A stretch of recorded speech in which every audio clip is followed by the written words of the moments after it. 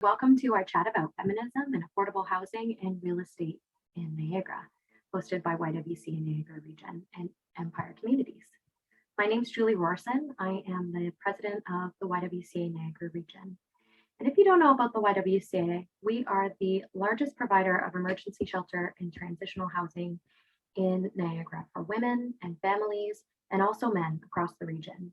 The YWCA we are landlords, we are tenants, and we see a lot of the issues that are going on in the housing market across the region and how it's affecting families in our communities, and wanted to bring some folks together for a discussion about that today. So thank you for joining us. Hardly a day goes by where we don't talk about these issues in the headlines: the hot real estate market, the rising costs of rent, and pressures on our homeless shelters and social services in the community. It's a really hot topic, and that's what we're here to dive into today. We are also going to do that from a different perspective with a gender lens and an intersectional analysis, which may sound complicated, but really these are just words that they're jargon for an approach to problem solving that actually looks at root causes and solutions. So I don't want you to worry about any of those terms. We're going to get into a really important and interesting discussion, and it's going to be great. Before we do that, I would like to start with a land acknowledgement. The land where we live and work in Niagara is the traditional territory of Haudenosaunee and Anishinaabe people, many of whom continue to live and work here today. This territory is covered by the Upper Canada Treaties and the Dish with One Spoon Wampum Agreement. The place we know as Niagara is home to many First Nations, Métis, and Inuit people. This land acknowledgement reminds us that our great standard of living is directly related to the resources and friendship of Indigenous people over many generations. And over the last few weeks, as many of us have learned more about the residential school system and the legacy of trauma left with Indigenous families, including families right here in Niagara, we pause to reflect and learn and mourn this week. And we must draw our attention to the calls to action of the Truth and Reconciliation Commission and the Missing and Murdered Indigenous Women and Girls Inquiry. Many of those calls to action and responsibilities which directly relate to our conversation today. So this land acknowledgement is a statement. It is not a solution, but it is an important setting of our minds for action and reconciliation for this conversation and for our work going forward. So I thank you for listening. And next, I would like to introduce our Executive Director at the YWCA, Elizabeth Zimmerman. Elizabeth is a lifelong philanthropist and advocate for gender equity. And for the last 15 years, she has led the YWCA in its work supporting women and families experiencing homelessness in Niagara. Welcome, Elizabeth. Good morning, afternoon. Thank you so much for joining us today for this conversation, everyone.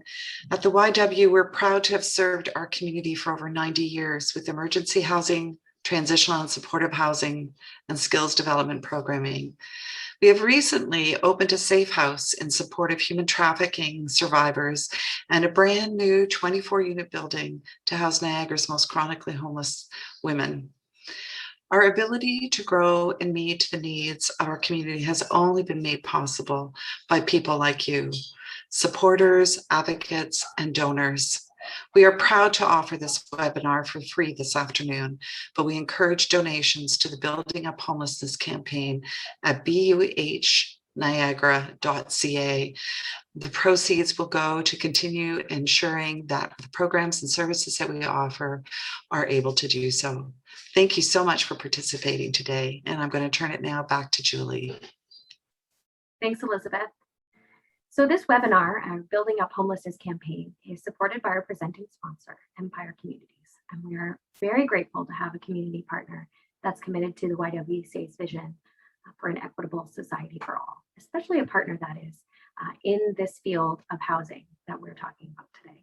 Thank you, Empire Communities, and thank you for everyone who has contributed to the Building Up Homelessness campaign. So just before we kick off the panel discussion, we wanted to start with some live polling questions to get all of you thinking about this conversation and some of the issues. So please join me in answering the poll questions as they come up on your screen. And to our panelists, I ask you to do this too. So pop quiz, I'll read some of these questions out as you take a few moments to answer them. First question, have you or anyone you know experienced homelessness? What describes your housing situation currently? Do you rent? Do you own? Do you live with family or friends? Or are you struggling with precarious housing and homelessness? What definition do you think describes homelessness? And now thinking about the cost of housing, what do you think is the living wage in Niagara?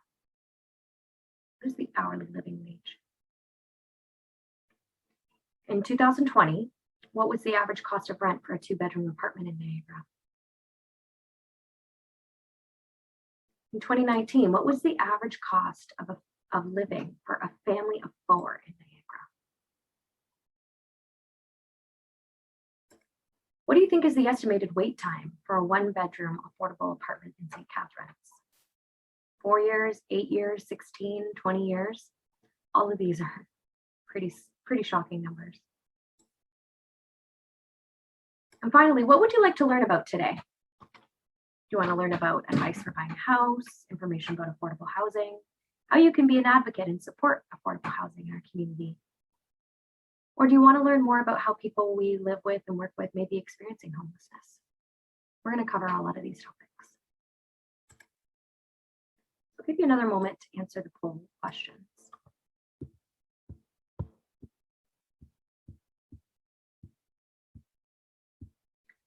And I want to thank everyone for participating in that quiz and testing your knowledge around housing and homelessness and getting thinking about what we're going to talk about today and hopefully going forward. And now I'd like to introduce our panelists. First is Jeff Sinclair. Oh, actually, I'm going to share the poll results with you first. Let me pause for a moment. Sorry about that, Jeff. I'm just seeing the answers have come up. That was really quick. This is great. So the poll results. Do we know how many of you have you or anyone you know experienced homelessness? Yes, most folks are saying yes, someone close to me, 36%. So that's important to know for this conversation. What best describes your housing situation? 68% of folks on the call say that they own their home, 14% rent, 14% live with family or friends, and 4% of folks joining us today are struggling with homelessness. What definition describes homelessness? All of the above, that's correct. Sleeping on the street, couch surfing with friends, trading sex for housing, living in a tiny overcrowded apartment. These are unfortunately all realities that people in our community are facing today. And what's considered the hourly living wage in Niagara? 61% of respondents got this right with $18.12.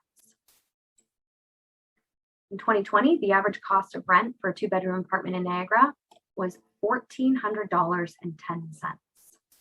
And 57% of you got that right. In 2019, the average cost of living for a family of 4 was $70,632. 43% of you got that right as well. And what is the estimated wait time for a 1-bedroom affordable apartment in St. Catharines? The correct answer to that is 16 years. So I say that with emphasis because I want you to think about that during our conversation today. 16 years for a 1-bedroom apartment. And what would you most like to learn about today? All of the above. That's great. Thank you for participating in that poll.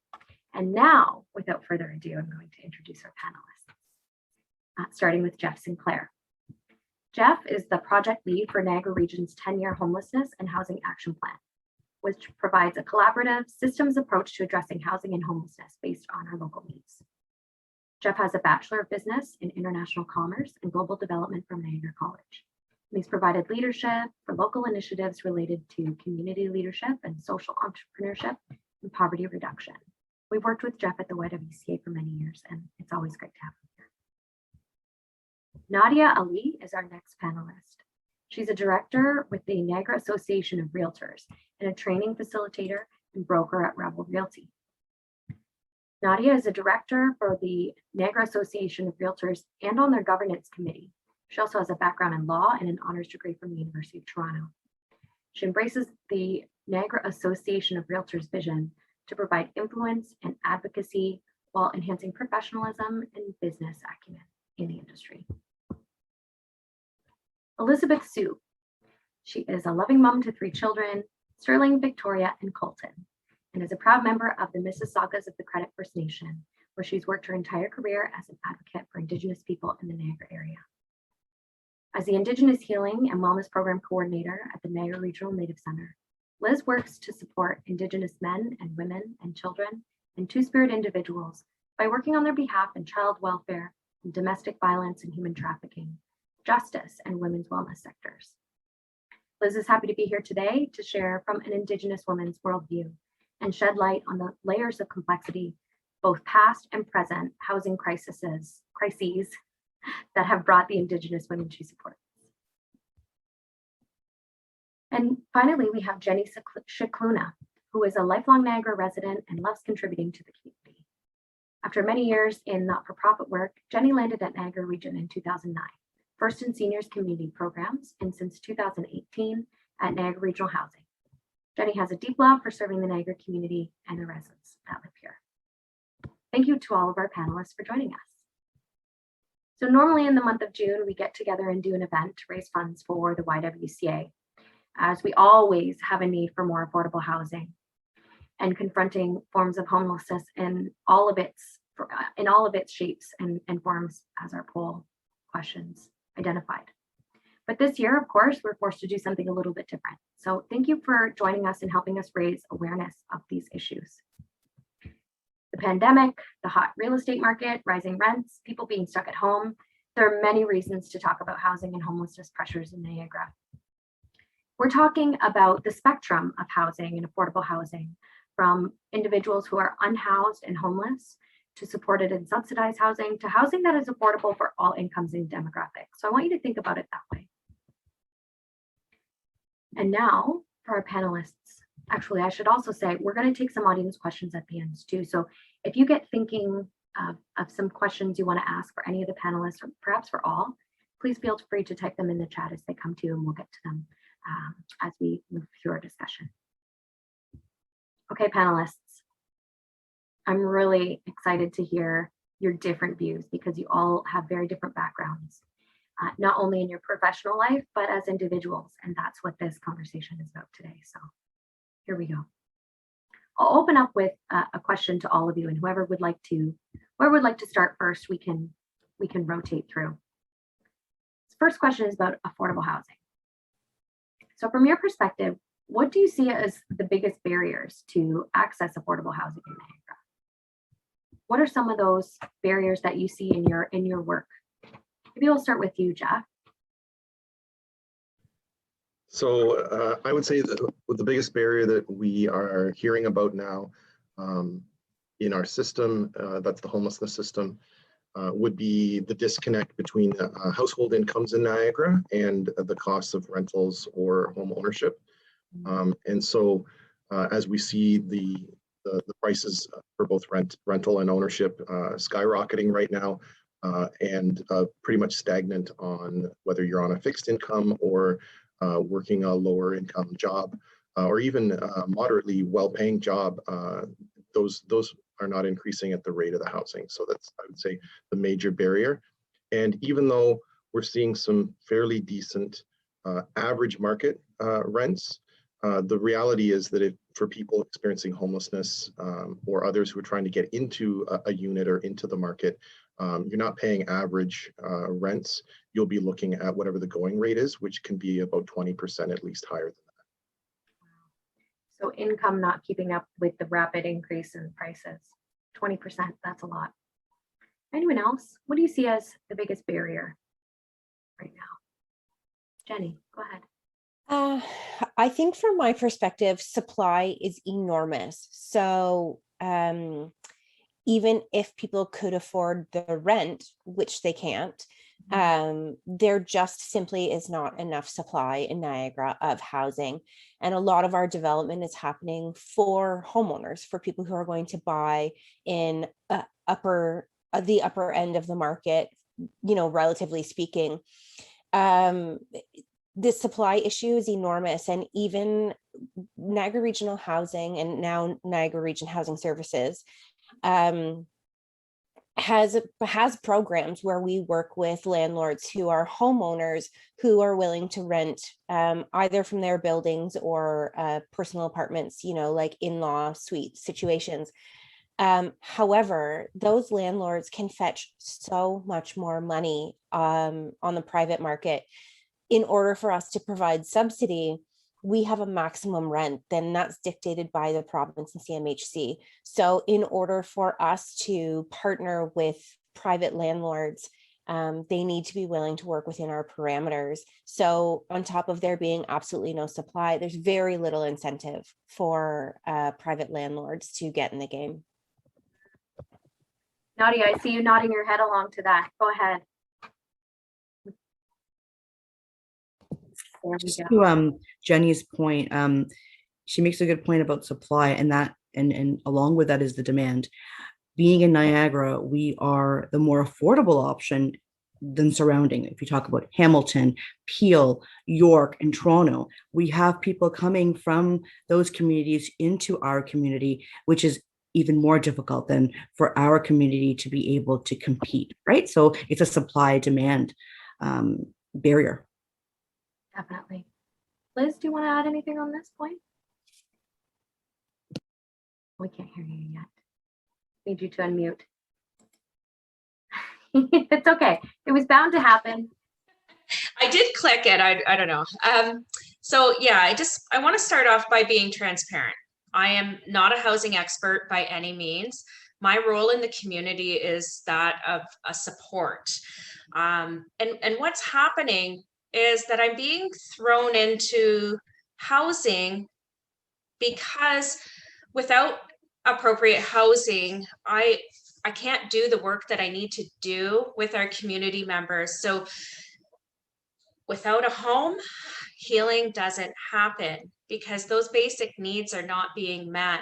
So we're constantly trying to meet their needs, and it is so difficult. So I do appreciate what the other panelists have said, because that is exactly what the Indigenous community is facing. And with those financial resources, like the Canada Child Benefit, Ontario Works, ODSP, that's not enough. It's just not enough, even for a 1-bedroom apartment for a family. So, and with that supply and demand, and Jenny, like you said, if there's no incentive for homeowners to engage in providing rents that are affordable, it just makes things so much more difficult. I think one of the other things from my perspective as an Indigenous woman is that when you work in the Indigenous community, you are making half of what your non-Indigenous peers are making in mainstream. We're here for choice. We're here to serve our community. But I really do think that it would be nice to bring that equity. It is primarily women that are working in our sector, is to bring us up to where our pay should lie. And that's not happening. And we're affected as well when it comes to the housing market as professionals. But I mean, again, we're here because we love the people that we work for, and we want to empower and build them up. So Thank you so much, Liz, because I think that's where we really want to take this conversation today, and how one of the reasons why I appreciate having each of you with a different personal and professional perspective on this issue. You've all said something different. We have a supply and demand issue. We have an issue around incentives and how to incentivize the market. Again, that feeds into supply and demand. We have outside pressures from the broader economy and movement across the province. And what you've just said, these issues of equity are also barriers to housing. So I think that's really important to keep in mind as we discuss some more. What are some of those barriers that are not just bricks and mortar housing, but some of those intersectional equity issues that feed into becoming a barrier to accessing housing. It's hugely important. Thank you all for those comments. So we know we need more. We know that there are barriers. What do we need to do to increase affordable housing, including rental housing? And I want to ask you to think specifically about rental housing, because as has been mentioned, we don't have a lot of purpose built in Niagara, and there seems to be a growing need and pressure for rental. So what can we do? How do we increase the stock so that folks can get access? Jenny. So, so there are a lot of issues related to this. Primarily looking at stock, I would actually say that this is a call to action. For the people who are present today, you need to use your voices, and I think that there's some ability for us to talk a little bit later about advocacy, and I know it's coming up in another question, but I think it's really important that this is the kind of thing that we approach our MPs and our MPPs about. This is the kind of thing that you myth bust and talk to your friends about, because there are inherent rumors or falsehoods, I guess, about why people become homeless and what that looks like. And, for many of us, we're legitimately 1 or 2 pays away from being in the exact same situation. And so for me, a lot of it comes down to awareness and having these conversations and using the assets that you have, because our collective voice will make a much bigger difference than the individual letters we send as organizations, or even attending events like this. We need to take away from this and put it to action. Definitely. Thank you. Jeff, what do you think? What do we need to do? So I agree with Jenny. I think we need to keep in mind 2 main sort of thrusts of solutions or activity. One, the one that we hear about a lot, or that there's a lot of interest in, but it in my mind, it probably has to come sort of secondary, is the creation of social housing for people who can't afford to be in the market. And that's a popular sort of approach or answer, but it's extremely expensive. And with the downloading of responsibility and the financial burden of that from higher orders of government to the municipal level, municipal government does not have a budget to build all the housing that we would need. For example, for say Niagara Regional Housing to house everybody on their wait list, which is why we have such long wait lists. So I think the important step before that is to address the issues in the market itself related to supply and demand. And I think that can be done through incentive programs for developers that would support more dense forms like apartment buildings, and that would probably be rentals. And also we hear a lot from the private sector about the need to do an expedited process to help them develop quicker, reduce the risk that they have to do that's involved, which then translates, of course, into more costs. And then the other piece I think that's really, really important for us is to really examine our role as community members in how we support in our neighborhoods the creation of the types of housing that will house a variety of people. So the being of a yes in my backyard type attitude. That's right. Yeah. Nadia, do you want to jump in here? Yeah, I'm in agreement with Jenny and Jeff. I agree. We have to advocate. We have to collaborate. We have to partner up. It's the time to speak up right now. I agree. We need density in our backyards, and I'm finding a lot of investors and homeowners are not able to buy on their own. So what happens with homeowners is that a lot of times you'll have families come together, or you'll have 2 people come together to buy homes, which makes sense because now let's say we have an in-law suite. Now someone can live in the in-law suite, right? We are offering solutions. We need more of those. We need to keep talking to our MPs and to the governments and let them know that this is a crisis. We have a major shortage, and to allow for in-law suites and, like you said, higher density. Mm-hmm. Jenny, I saw your hand go up there too. Please jump in.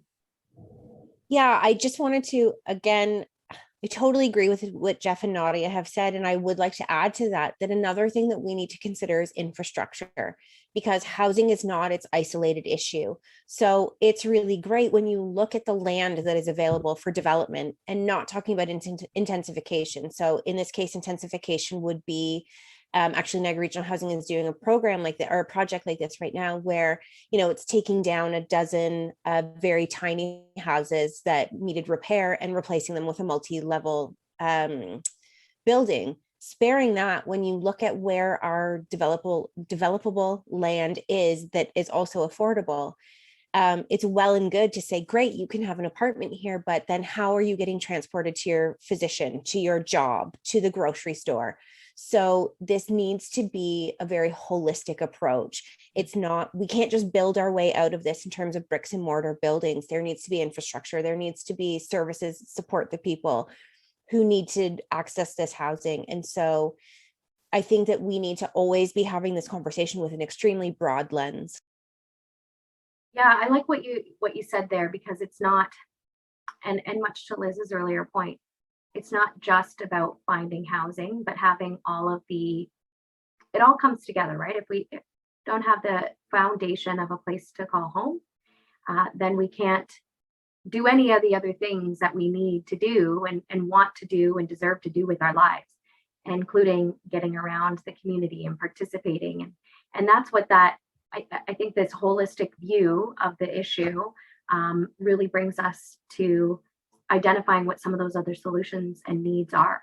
So I'm going to take this moment to make a plug here, since you said the T word, transit, that there are some really big decisions coming up in our community in Niagara around the future of transit, and how do we build transit that will not only get people around, but help us build up our communities and make it a more affordable, accessible place to live. So in addition to thinking about housing today and the bricks and mortar, I want to ask all of you folks to also think about housing, much like you just said, Jenny, because that's important.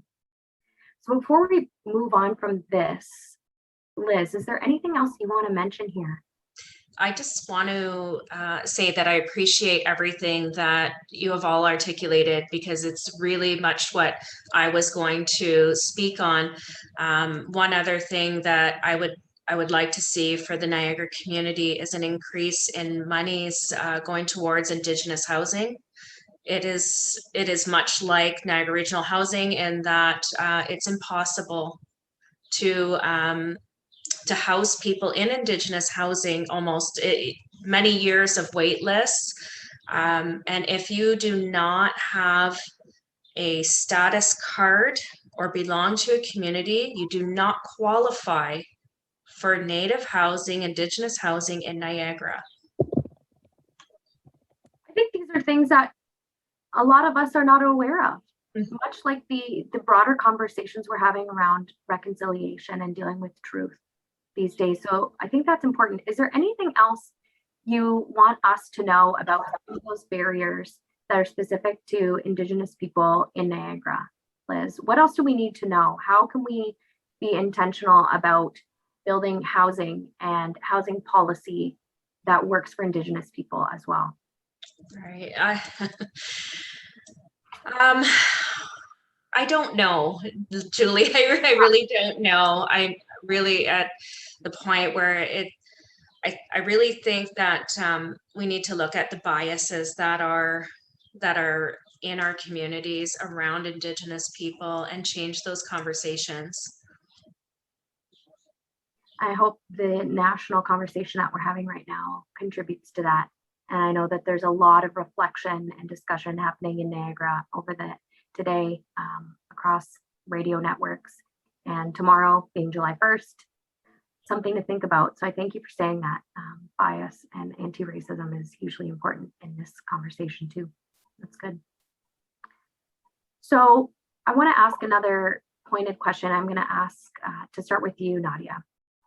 As a realtor, you work in selling homes and in development. But I want to ask you, why do we need rental housing? Why do we need to talk about rental housing? And if you can also speak to the ways that the increases and volatility in housing market affects people across the housing spectrum. So not just people who are looking to buy, but who are looking for housing generally. And with that, why do we need rental? Good questions. You know, I was looking at some statistics, and from May of 2020 to May of 2021, we've had approximately throughout Niagara region 35% increase on the average sale price. Okay, that's that is outstanding. I mean, I've never seen numbers like that before, right? Going from May of 2020 to May 2021, a 35% increase. People can't afford the homes in our own communities. You know, we're having challenges with taking our family members and families in our local community and upgrading them, or even if they're downsizing. So it's challenging when you're competing against people from outside of the area, right, who have more resources and they make more money. Having said that, then a lot of our clients are having to sell their homes and then look for rental properties, right? And then with rental properties, it's also the same sort of game where it's very difficult to find a rental property. There is a housing shortage and there is competition with attaining a rental property. So because prices have just shot up, we need more properties for our own community members to stay within our community. I've had clients who weren't able to afford certain areas, like for example, St. Catharines or Niagara Lake, and they've had to sell and maybe move to more affordable options within our region. Right? We need rentals everywhere. Great, thank you. Jenny, Jeff, do you want to mention anything on this as well from the policy perspective? Why do we need rental? I think what we're seeing and what we're hearing from frontline workers in our homeless system that are helping people is that the rents are getting to the point where, it used to be the less expensive option was to rent instead of own a home. But now the rental, if you're renting and paying utilities, it's basically the same pretty much as paying a mortgage and your taxes. So, but the difference being that if you're renting, you're not accumulating an asset. So that asset can be used to support future economic stability for your household or for your children, whatever that is. And so I think it's really important that we consider that, as the prices are a lot different in proportion than how maybe they used to be. Mm-hmm. I agree with Jeff and Nadia, but I also would like to point out that for a lot, okay, so there's some inherent issues with both systems. We know that. The down payment issue is enormous also.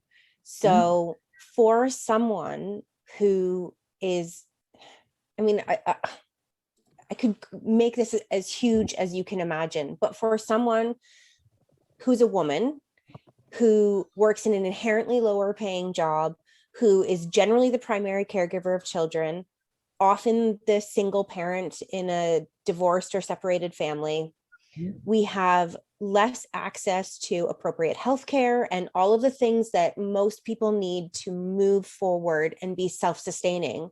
We don't have that. So even if you are working in a great job or you have those means, the ability to save for that down payment is almost impossible. Same with first and last month's rent, right? So our system inherently doesn't set people up to be successful renters or homeowners. Niagara Regional Housing has a program that is called Welcome Home Niagara, where we provide a forgivable loan for down payments of housing. That said, you need to be able to qualify for a mortgage, which is always more difficult, particularly for women. But also, this program is funded by the government. And so that government dictates to us what the maximum house price is for purchasing a home. Right now, that number is about $418,000. So if you've been paying any attention to the market, you know that you would be lucky to find something that would be safe for you and your children to move into at that rate. So then people are left with no other choices but rental. And we make that even significantly harder on people because of all the reasons we've talked about, and a lot more, particularly for women. So before I ask Liz to pick up on this, I just want to, what I'm hearing, and not just in this conversation, but in anytime you pick up a newspaper, turn on the news or social media, this gold standard and one and only pursuable option seems to be homeownership, get a mortgage, finance. $418,000 base, like that's a lot of money. And for a lot of folks, not only is that not going to be attainable, but it's not desirable. And so I think changing this conversation around home ownership being the one and only choice is something that we can all contribute to. And that's why having conversations like this are really important. Especially some of those gendered and generational issues. There are a lot of folks of different age demographics and income demographics who that's simply never going to be attainable or desirable, right? And to take the stigma away from choosing to rent or opting to rent or having to rent, and homeownership not being the one and only attainable goal is something that I think we can all contribute to. So Liz, I want to ask you again, we're talking about rental housing specifically here, and with that lens of different generations and incomes and backgrounds, that's what intersectional policy analysis is about. And to put my policy nerd hat on and use those words, I want to ask you, what are some of those other barriers that we need to be aware of that face Indigenous people and Indigenous women in particular when it comes to housing? I had a conversation last week, and it really stuck with me, that Indigenous women are not facing houselessness or facing homelessness, they're facing houselessness, because we're not homeless if we had access to our inherent lands. So being on our own territories, we can't even access homes that are adequate.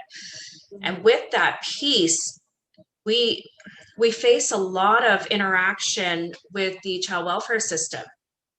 And with that child welfare system, when children are removed due to inadequate housing, that places even more barrier on our women and children. And it's so hard to really articulate what that means, and it's so profound in our community. We have the highest rates of children in child welfare, and that is something that we are working towards with reunification. But with the increasing housing costs, our community cannot even foster because of inadequate housing. So it really puts the community in a place of vulnerability when we're really trying to do good things, and we have wonderful people who need to have these homes. In speaking with some of my community members that I've been working with, a lot of the things that they're facing are the credit checks. And I think, Jenny, you had mentioned that you have to qualify even for these wonderful programs like Welcome Home Niagara. You have to qualify for a mortgage, or, even to have a rental home, you have to qualify. So those credit checks, some are asking for bank statements. We have, these silent bidding that are happening for housing. So they're not being transparent with that. People are trying to up it to obtain that housing. And honestly, I just can't blame them. Everybody wants to have a home. And that leaves our community members renting in very dangerous places, because those are the landlords that are going to accept them. We also have people who are paying $1,500 a month rent in a motel room. Just recently, one of our seniors from the community, she had explained that she just can't get housing. She cannot get housing. She is in a motel room, $1,500 a month, and the motel is now asking for an extra $280 a month for a small bar fridge and a microwave. Goodness. And that's that they'll have nothing to put in that fridge and that microwave at that cost. It's far too extreme for a motel. And for me, that's nothing short of greed. It's taking advantage of vulnerable people. And that's something that I appreciate, that we are bringing our minds together today and I also, truly do believe that there needs to be a call to action around this. You can see the cycle in that, right? Can't find a place to live. How do you take care of your children and your family? How do you get a job? Can't feed yourself, your family, because your rent is so expensive. How do you do all of the things to get up and go to school and go to work? You see all of the layers of complexity on this issue in that example you shared, Liz. I thank you for that. Jenny, go ahead. I just, listening to all of this, and the only thing that keeps going through my head is we have set a system up that prevents people from ever succeeding. How do you ever succeed and get ahead? How do you have a job when you're living with your child in a motel room where there's probably not great transportation? You don't have access to everything that you need. And this whole entire system makes it impossible for people to get ahead. And then by and large, the community turns around and points a finger and says, well, you're not working hard enough, or the stigma is equally as dangerous as this broken system. And I think, we hear about victim blaming in a lot of other circumstances, but this absolutely applies to poverty. And I say this to people all the time. You can be a woman and need to do things on your own, but heaven help you if you're a woman who has one other thing. So if you don't have the privilege of being white, or you don't have the privilege of good health, or you haven't had, if there's one other barrier, it's almost impossible to overcome. And I think that people don't see that.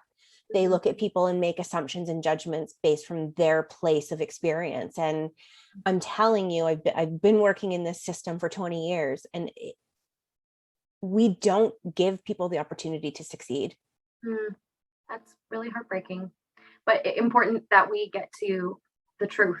And that's what I think a gendered and intersectional analysis and thought on these issues will get us to those underlying assumptions and barriers. So we've heard a little bit about challenges specific to Indigenous community and Indigenous women. And Nadia, I want to start this question with you. What challenges do you see for women of all different ethnicities and backgrounds, but women specifically when it comes to getting into the housing market? And if there are specific challenges, what are some of the opportunities and solutions we should look at? Okay, it's a very good question. I think this comes along with the battle of the sexes, and there is a gender gap, and that goes to the wage gap, and it takes women thus longer to save. Right? Jenny talked about this, about how it takes, where's your down payment, right? So it takes longer to save for that down payment. It takes longer to pay off your student debts. Okay. I think it takes longer to build your credit. All these things in terms of trying to get your portfolio right is more difficult for women. Takes them longer. If women are going to be having children, taking some time off, again, that's another time. If women are actually going to stay home and then get back into the workplace again, now you have to take some time to educate yourself or go back to school or build your skills. It takes longer. Yeah. So inherently, I think that there are these challenges that women face, inadvertently face, right? And it may just take them longer to be able to get home ownership. Having said that, I was talking to some colleagues, and we found a really positive stat, which I have, and from CMHC, stats have shown that 61% of first-time and repeat home buyers in Canada were female. This is from 2019. And similarly, the Niagara Association of Realtors, that's in the United States, they show that single women make up 17% of home buyers in 2019 versus 9% of single men. So I think it is tougher for women, but what I feel hopeful about is that because of the many hats that women wear, I think women are still going for it.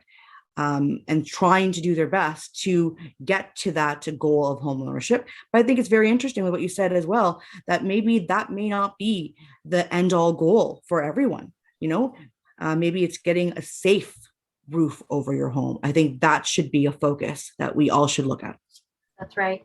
And then to carry that forward, how you talked about, the gender gap starts when we're in school, come out with a student debt, try to build credit, don't make as much, takes longer to get into a home, maybe can't have the same level of equity.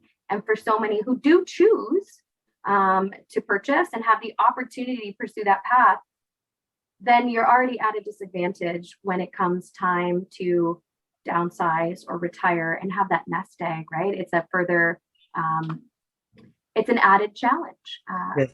for women and folks of different identities. So, Jeff, on that note, what do you think are some solutions to some of those specific gendered challenges? And I'm thinking about this from the policy perspective. Is there anything thinking at the region? Niagara region has responsibilities for housing, but also the federal and provincial governments, as we alluded to today. Do you see any policy options to help tackle this problem? So, yeah, I have a long answer prepared, but what I really want to stress, I guess, with this is I think we need to understand what the needs for women in the market, both rental and ownership, are. Looking and a data-driven sort of understanding so that we can make sure that our planning for how our communities are being built and what types of housing are going in and at what costs what levels of affordability will support the needs of women. And so, when we've analyzed at the regional level our housing data, and we know that almost 70% of our the housing that historically that's been built in Niagara is single detached dwellings. And those are generally targeted for households with two incomes. And so, but what we're seeing when we look at core housing need, the households that are really struggling, is that 98% of the households that are struggling with affordability have one income. So 84% are single individuals and 14% are lone parent households. And so as soon as you've got one income, you're not in the market the same way as a two income household. And our supply then we don't have enough units for that. And we see in the homelessness system more single men. So 30 with our by name list, we currently see about 34% of people that are homeless are single men, compared to about 18.5% that are single women. But what we do see as well is that lone parent households, women account for more than 4%, whereas men is around 1.4%. And so if we're going to help families move out of those situations or stay stably housed, we need to build plans and policies that support the creation of the housing at a systems level that is going to support those households that are currently marginalized. So what I just heard is that we're not building housing that fits the needs of the people who live here. Yeah, I think that's it sounds simple. And if it was, I'm sure we wouldn't be having this conversation today, right? That's a big problem. But I think the way that you've said that, Jeff, helps us to identify pathways forward. Jenny, did you want to say something on that? No, I was just agreeing with you that, yeah, it does sound like a simple problem, but it's really not. And it goes back to my former comment about infrastructure and accessibility and the sheer cost of bricks and mortar. And the time, because even if we committed to 1,000 units right now, those units are not going to be ready for 2 more years, right, at least. So this is not, building our way out of it cannot be the only way forward. Yeah. Very important points. So on that note, I want to pause and ask our audience and participants if they would like to ask a question. I think we've had a good conversation that introduced a number of different topics, and we could probably talk about all of these different subtopics for days. And I think with this group, we could probably come up with a whole lot of solutions too. But we're going to pause there and see what other folks are thinking. So I've got a question from the audience in the chat. I'll read to you now. It says that recognizing the need for housing as a call to action, what body or entity or organization should lead this in order to make a collective impact. Who wants to try that one? So I'll give a non-answer. I guess I'll start with a non-answer to that, or maybe a dissatisfactory answer. And I think this is why we're in the problem we're in. I'll talk about different levels of government. We now have a national housing strategy. We've acknowledged at the national level, we've acknowledged the right to housing as a fundamental right. We're still working out the details of what that means as a nation and how that plays out provincially and municipally. So I think that a big part of this challenge is that there is no one order of government or one organization or someone who's actually responsible. It's one of those cases where everyone is responsible, and so that means that no one's responsible. Everybody has a role to play. So, at the national level, there's funding available through CMHC. There's the National Housing Strategy. There's some really great work going on to develop metrics to measure our progress towards producing enough housing. Provincial, there's is land use policy, Residential Tenancies Act. There's other policies, and then regionally, of course, we have the Service Manager for Housing and Homelessness. But all of these together, no one is responsible on their own. So the challenge really is that we need to come together collectively, and everyone needs to take what they can influence and do the best to influence those pieces of the puzzle. That was a really good non-answer. I liked it though. Anyone else? What body or entity or organization should lead this call to action? Or did Jeff just hit it right out of the park? I think Jeff hit it. I think he did. I think this is an action, as you said, for everyone. And just because it's everyone's responsibility, it ends up being that no one's taking it on. But really, every one of us have to speak up. This is home. This is housing. This is a basic necessity of life. I agree with that. And I think, really, like, I don't know policy, right? So, and I'm sure a lot of the other people that are on don't know either. So we wouldn't know, where do we go? Who do we speak to? That's information that's really important and necessary. I mean, we have our MPs, and is that where we start? Is that the starting point? I think they're all great points. And Liz, yes, our MPs, but not just that, because I think that a big thing that we have to address here is stigma and assumptions. So, lead from where you are. Absolutely. You can email your MPs and your MPPs and literally any politician in the country. You could email and take 5 minutes to do that. But I think it's equally important to be sitting at dinner conversations when you hear the uneducated assumptions about people who are receiving social benefits, to talk about the fact that, it's not that cut and dry, and you need to understand the background behind that. And the more people understand, the more that they are then able to make progress and to do things. And I think it's not just about, doing something like this. It's about the little tiny things and the nuances and that myth busting and addressing people in a way that is respectful, so they're not going to close down, but in a way that helps them to understand that we all play a part in this. And the time is right now. And, our community is only as strong as the weakest link in it. And so we have, in my opinion, a social and a moral responsibility to take responsibility for our communities. Yeah. Totally. And Jenny, with that said, I just, I kind of want to make a point, right, around that piece, like creating those relationships with the Indigenous communities and other BIPOC communities.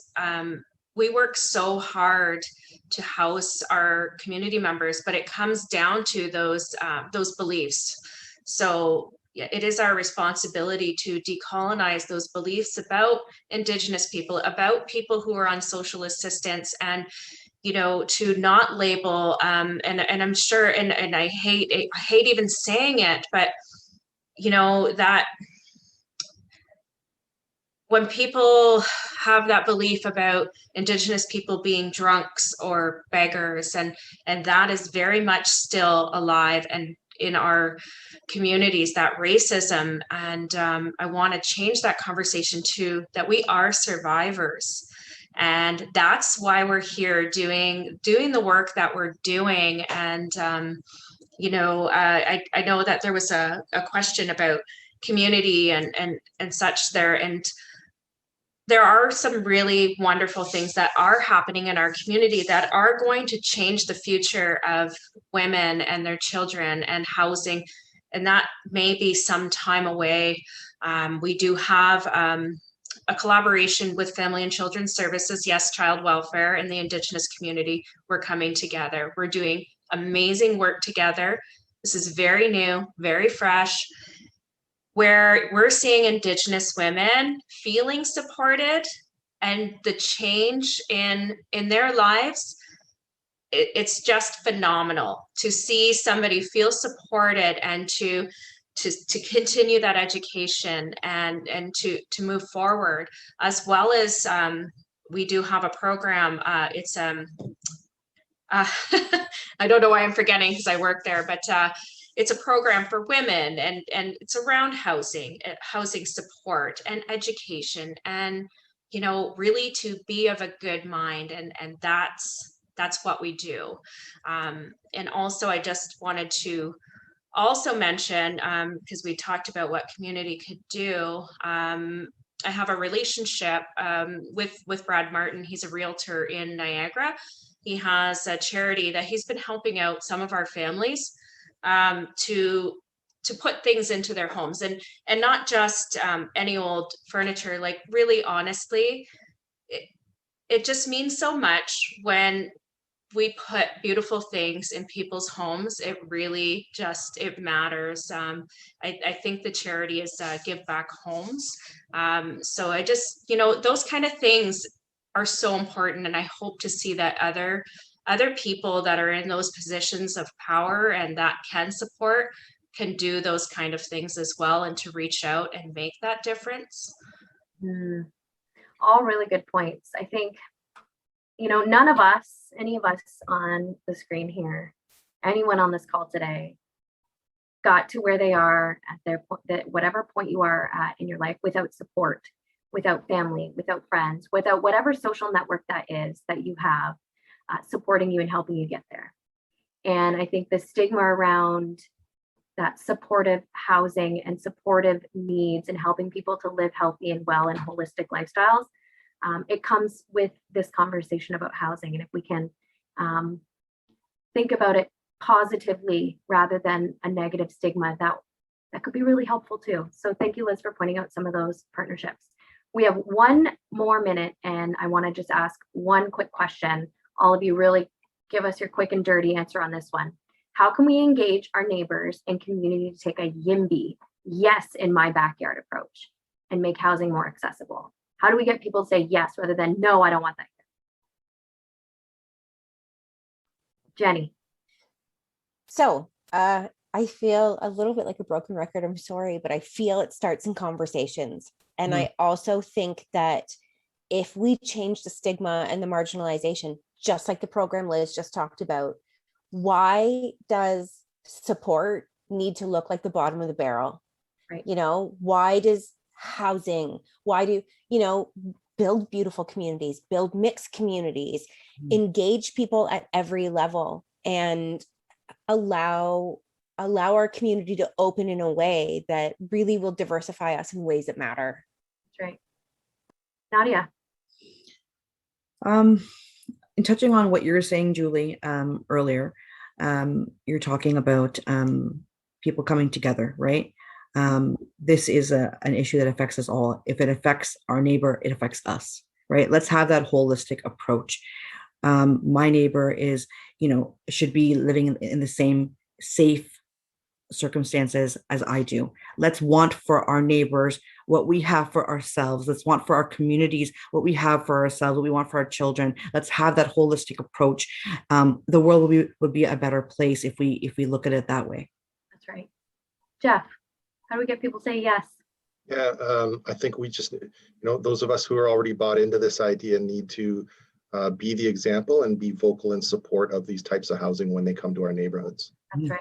That's right. And Liz, I'm going to echo Jenny again. It's okay. I'm a broken record too, but having the conversations, right? And that reciprocity, you have been given so much in life and so much privilege. Give that kindness back. It's so important. yeah. So in many ways, like we said in the beginning of this conversation, this is the hot topic. All of the dinner table conversations I'm a part of, any family Zoom calls, you pick it up in the newspaper every day. So I hope that leaving this conversation today, everyone who's attended and everyone you'll share the recording with will have a little bit more to think about when it comes to this issue of housing prices and real estate and rental and pressure on homelessness system and what that looks like for people of different backgrounds and incomes and ages. And how do we say, yes, I want that in my backyard because I want to build an inclusive and welcoming community that supports everyone. I hope that you all are walking away from here with a little bit more to think about and ways to engage. So on that note, I want to say thank you to our panelists, Liz, Jenny, Nadia, Jeff. You've all given us something to think about. And I hope that we'll be able to continue to work with you at the YWCA, our Building Up Homelessness initiatives, and all of the work that we are doing to support women and families and men in our community to find that safe place to call home and to feel supported. And before I let you all go, I want to announce that through the campaign this month, sponsored by Empire Communities, Building Up Homelessness has raised, drumroll, $6,777 for YWCA Niagara Region. And that campaign ends today. So if anyone has the means and ability to help us maybe cross that $7,000 threshold, that will go a long way to addressing a lot of the issues that we've talked about today. I want to thank you all again, encourage you to stay engaged, to talk about these issues, and continue to connect with us at the YWCA Niagara. Thank you so much for your time. Thanks for much. facilitating. Thank you so much.